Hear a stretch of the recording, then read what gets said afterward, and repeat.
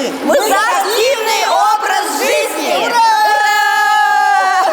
Әнә шундый девиз белән яши зәйлкәннәр старт спорт комплексында алар суда йөзү буенча үзләрен сынадылар.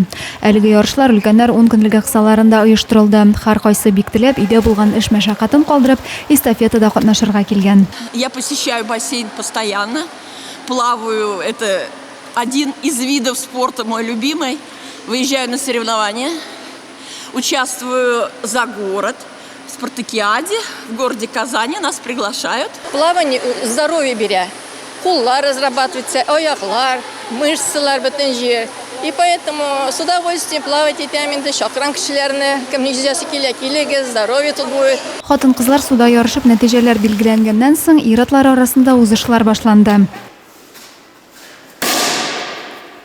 Биредә өлкәннәр пневматик винтовкадан ату буенча ярышалар. Юфар Садыков аучылык белән шөгыльләнә. Беренче тапкыр мылтыкны 15 яшендә куллана ала. Бу өлкәдә тәҗрибәм бар, ярышта да бирешмәскә исәбем ди. Өйдә генә утырып булмый бит. Хәзер олы яшьтәгеләр өйдә утыра күбесе. 4 стенага карап. Андый тормышны алып бару ширлегә әйләндерә инде. Без инде шөгыльләнәбез. Хәрәкәт итәргә тырышабыз. Сәламәт яшәү рәвешен чагылдыручы әлеге бәйгедә 20-гә якын пенсионер катнашты. Төрле конкурсларда 2 төркем дә өлгер спорт сөюче булуларын раслады. Сами ветераны передают по наследству любовь к спорту.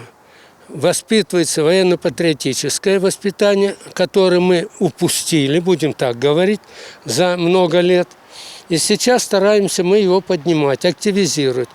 Пенсионеры, во-первых, вспоминают свою молодость. Ярышлар дустана җылы мөнәсәбәттә барды. Турнирда катнашучылар көчләрен сынау өчен генә түгел, үзара күрешеп аралашу өчен дә килгәннәр. Моннан тыш алар шашка, шахмат һәм йөгерү буенча ярыштылар. Адилә Бирханова, Александр Тимофеев, Максим Майоров, Зей хәбәрләре.